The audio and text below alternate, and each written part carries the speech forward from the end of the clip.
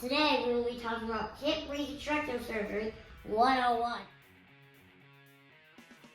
People with Morquio often need reconstructive surgery between the age of 4 and 9. Take a look at this pre-surgery x-ray of my hips. Now, in this x-ray, my hips look horrible.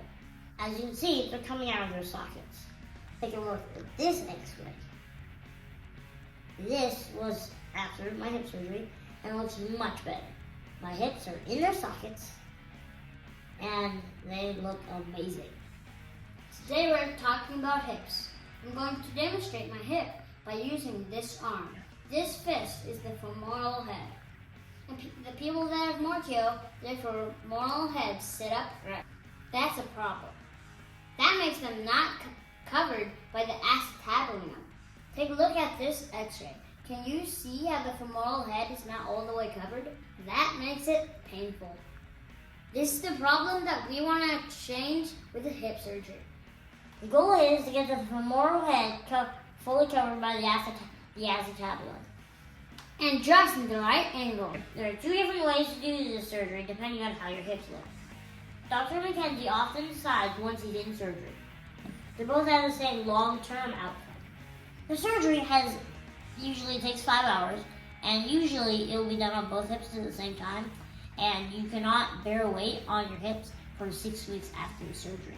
Depending on which route the surgeon decides to take, you may have to wear a spica cast for 6 weeks. The spica cast goes from your armpits to your ankles, and it's not bendy.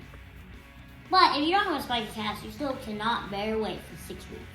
Now, I'm going to tell you a little bit about the hospital stay after your hip surgery. Typically, after hip surgery, you'll stay in the hospital for 4 or 5 days. PT will come by and help you get out of bed. While this hospital stay may not be your favorite, I do have some special things you can do there.